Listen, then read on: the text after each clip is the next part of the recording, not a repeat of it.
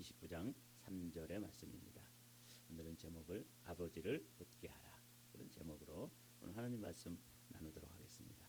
3절 말씀 다 함께 읽습니다.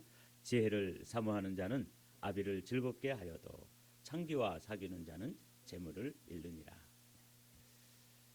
오늘 지혜를 사모하는 자, 이런 지혜를 얻고 지혜를 또 사랑하고 또 사모하는 사람은 아버지를 즐겁게 한다.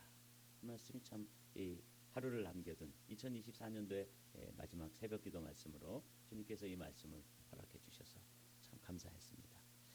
우리가 지혜롭게 살기를 사모하고 그렇게 하는, 그래서 지혜를 얻고 살고 지혜를 사랑하면서 살면 그것이 우리를 낳아주신 부모님에게도 즐거움이 되는 거죠.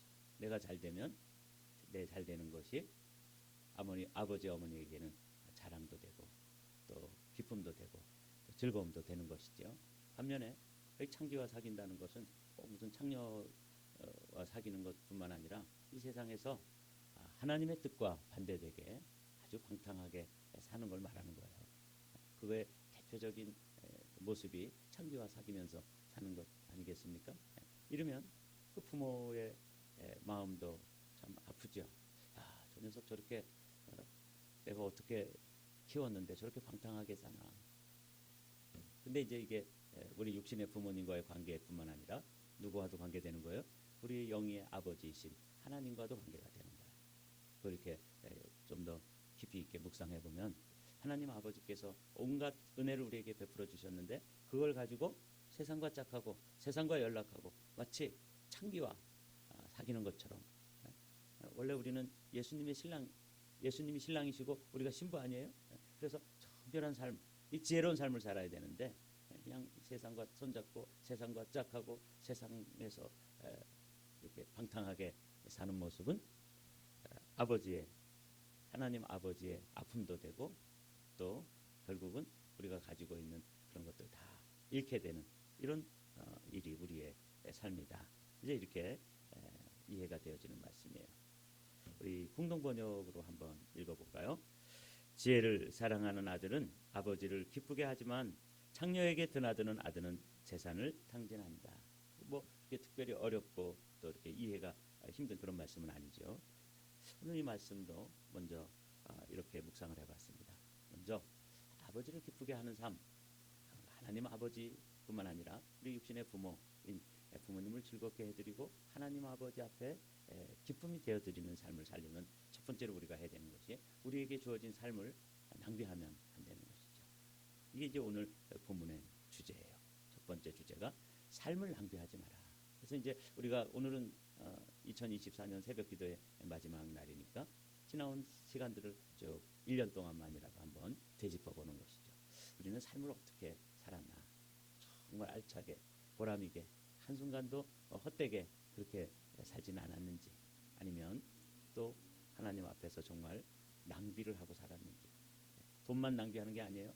돈보다 더 소중한 낭비가, 더 치명적인 낭비가 시간 낭비 아니에요. 기회를 낭비하고.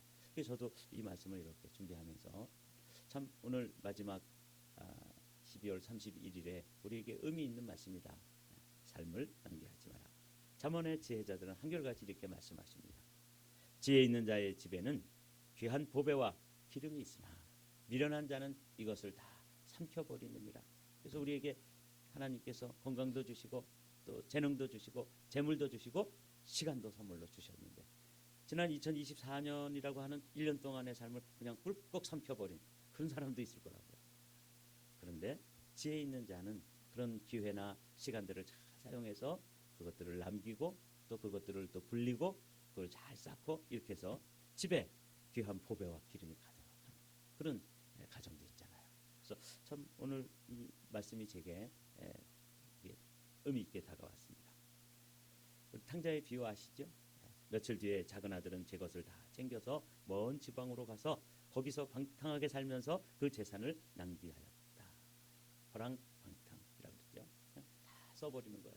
아버지 유산 받은 거 가지고 아버지께서 이렇게 영향력이 미치지 않고 아버지 잔소리 듣지 않는 먼 곳으로 가가지고 그냥 되는 대로 먹고 마시고 즐기고 그러다 보니까 다 탕진한 거죠. 그가 모든 것을 탕진했을 때에 그 지방에 크게 흉년이 들어서 그는 아주 궁핍하게 되었다. 이게 이제 돌아오기 전에 탕자의 형편을 아주 간단하게 한 줄로 요약해 놓은 거죠. 아주 궁핍하게 되었다. 이거죠. 오늘 본문 말씀에 비추어서 탕자의 모습이 우리의 모습을 보여주기도 하고 참 딱한 모습이죠. 이에 반해서 지혜를 사랑하면 삶이 빛난다. 여러분 오늘 이 말씀을 좀 마음에 새기기를 원합니다. 그냥 세상에서 시간도 낭비하고 또 재정적으로도 낭비하고 재능도 낭비하고 이 탕자처럼 아버지께서 우리에게 주신 것 그 다 유산을 그냥 세상에서 즐기고 먹느라고 먹고 마시느라고 그냥 다 낭비해 버리는 삶, 그런 삶이 아니고 지혜를 사랑하면서 우리의 삶이 정말 아주 이렇게 하늘의 별처럼 반짝반짝 빛나는 그런 삶을 한번 묵상해 보았습니다. 잠언 3장에 있는 말씀, 지혜를 얻은 자와 명철을 얻은 자는 복이 있나니 이는 지혜를 얻는 것이 은을 얻는 것보다 낫고 그 이익이 정금보다 나음이라. 지혜는 진주보다 귀하니 내가 사모하는 모든 것으로도 이에 비교할 수 없도다. 그렇죠? 이거는 표면적으로는 정말 우리가 살아가는데 필요한 지혜를 말씀하시는 거고, 이 지혜는 실제적으로 또 심층적으로 들어가 보면 지혜의 근원이신 예수님, 하나님을 말하는 거예요. 그래서 지혜를 얻은 자와 명철을 얻은 자가 복이 있다. 그러면 세상에서 다른 사람들보다 좀 더 지혜롭고 또 명철한 사람을 지칭하기도 하지만 실제적으로는 예수님을 마음에 얻고 그리고 마음에 모시고 그리고 주님이 주시는 지혜, 그 명철을 가진 사람이 복이 있다. 그래서 이것이 은이나 금을 얻는 것보다도 더 귀하다. 이렇게 이제 말씀하시는 거죠. 의인이 땅을 차지하며 그가 영영이 거하리로다. 의인의 입은 지혜를 말하고 그 혀는 공의를 이루며 그 마음에는 하나님의 법이 있으니 그 걸음에 실족함이 없으리로다. 잠언의 말씀, 또 우리 시편 37편의 말씀이고 우리 잠언 23장의 말씀도 한번 살펴보죠. 내 아들아, 만일 내 마음이 지혜로우면 나 곧 내 마음이 즐겁겠고 만일 내 입술이 정직을 말하면 내 속이 유쾌하리라. 내 마음으로 죄인의 형통을 부러워하지 말고 항상 여호와를 경외하라. 정령이 내 장래가 있겠고 내 소망이 끊어지지 아니하리라. 이 잠언 23장의 말씀이 내 아들아 이렇게 부르면서 23장의 오늘 말씀을 몇 군데 옮겨놨는데 아주 사랑스럽게 부르면서 지혜로운 삶을 살도록 우리를 초대하고 있어요. 그러면 우리가 지혜로우면 누가 기뻐요? 하나님이 기뻐하시고 그리고 실제로 아들아 이렇게 부르는 아버지, 우리 육신의 부모님도 기뻐하신다. 그런 말이죠. 잠언 4장 7절의 말씀 함께 읽어보실까요? 지혜가 제일이니 지혜를 얻으라. 내가 얻은 모든 것을 가지고 명철을 얻을지니라. 이렇게 말씀하시죠. 그래서 오늘 이제 결론적인 주제가 아버지를 기쁘게 하라.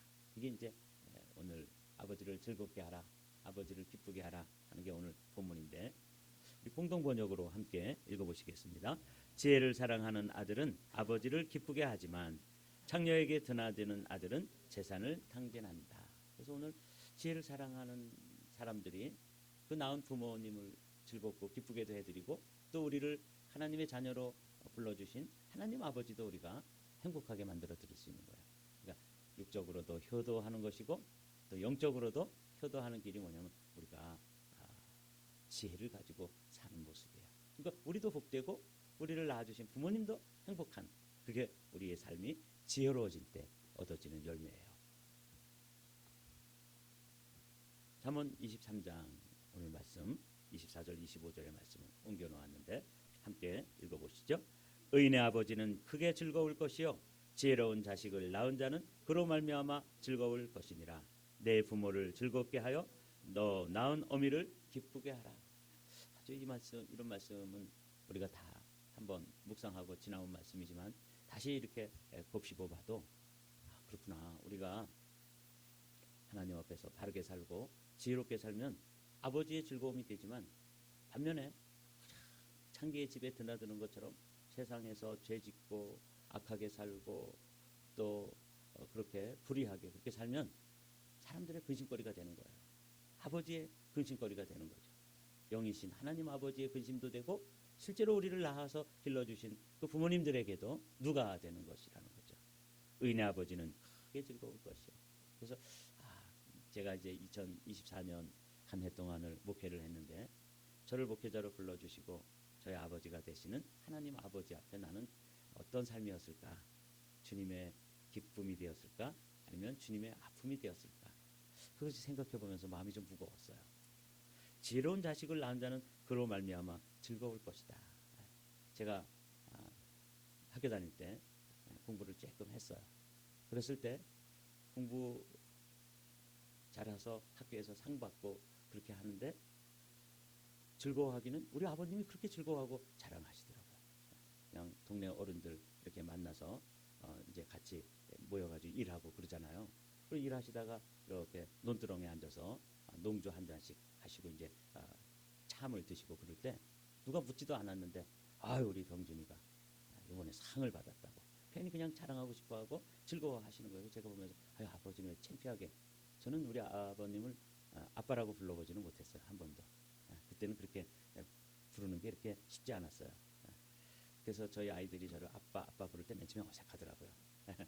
말을 배워서 처음 그렇게 부르는데 지금은 아주 자연스러운데 저는 저희 부모님을 그렇게 불러보지 못했어요. 근데 우리 아버지는 그렇게 동네 사람들한테 자랑을 하시는 거예요. 그래서 그냥 창피하기도 하고 쑥스럽기도 하고 그렇게 생각되었는데 지금 생각해 보니까 제가 열심히 공부하고 뭐 노트 한 권에 상장 하나 종이장이죠. 그거 하나 받아오면 아버지에겐 그게 그렇게 자랑이고 그거 어디 가서 말하고 싶어 하시고 그랬던 것 같아요.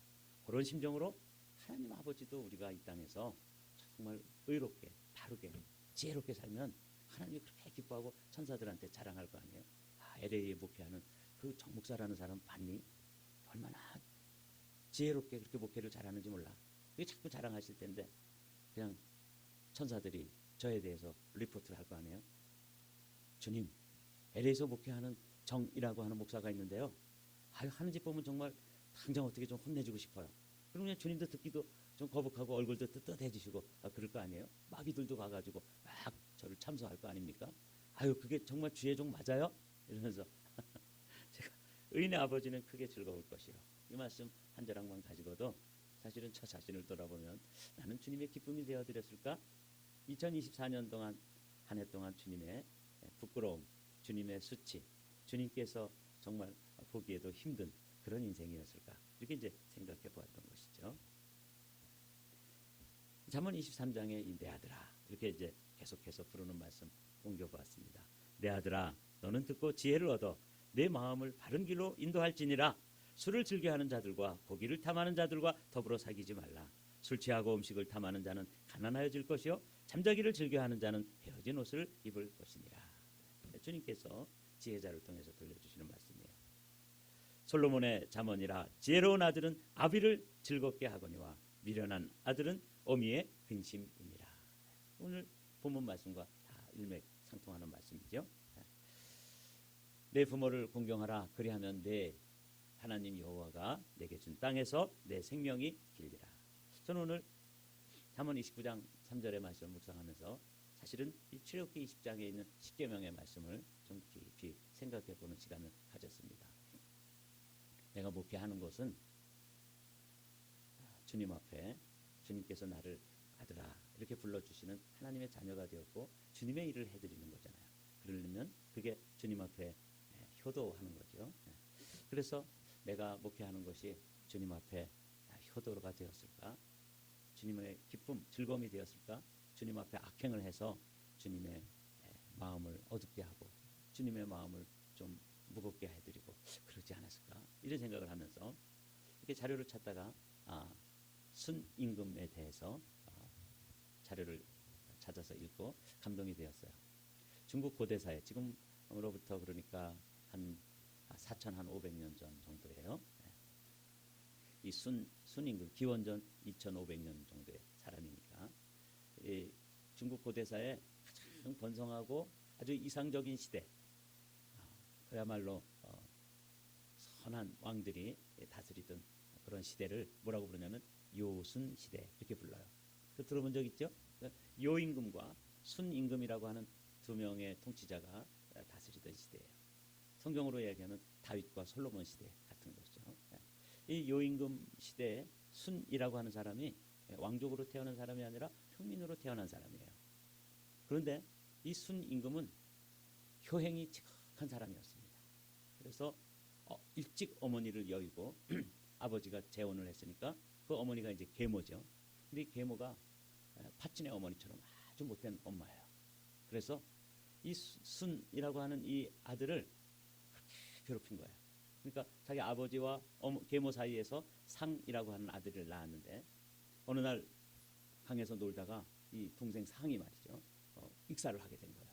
그럴 때 이 순이가 그 동생을 아주 죽을 고생을 해가지고 건져왔어요. 그랬더니 어머니가 아버지한테 잃는 거야. 저 순이가 우리 유산을 혼자 받기 위해서 우리 이쁜 아들 상이를 물에 빠뜨려가지고 죽이려고 그랬는데 아주 억지로 살아났다. 이렇게 해가지고 아버지한테 아주 죽도록 매를 맞은 거야. 그쯤 되면은 여러분 저 같으면 어떻게 하겠어요? 그 계모 죽이도록 미울 것 같아요.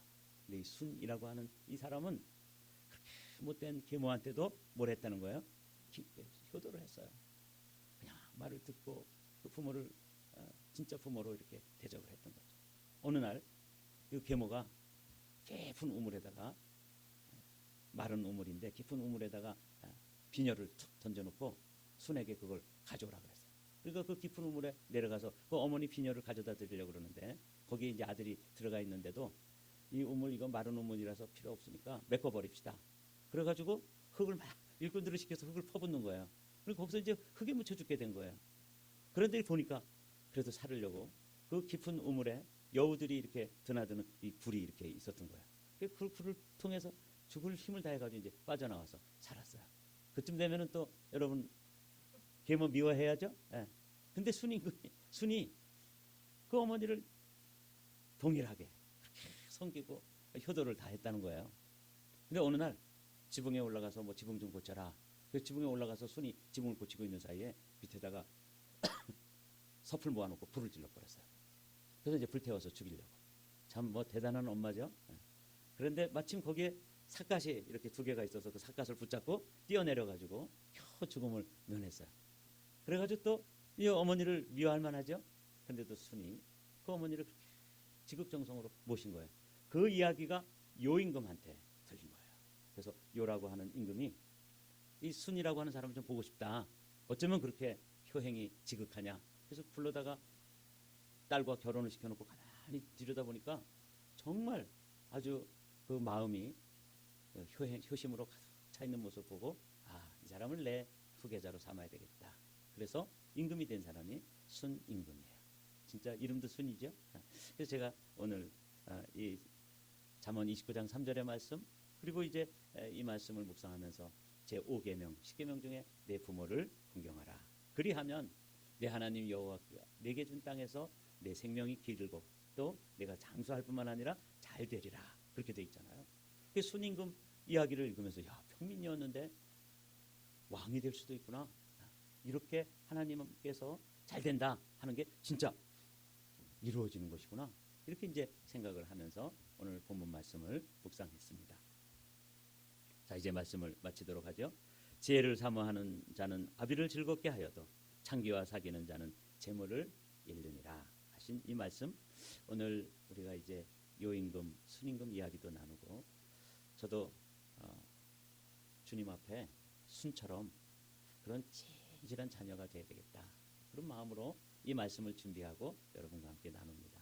우리 지혜를 사모하며 하나님 아버지를 즐겁게 해주고 또 해드리고 우리를 낳은 부모를 행복하게 만들어드리는 효심이 가득한 그런 성도들이 다 같이 되십시다.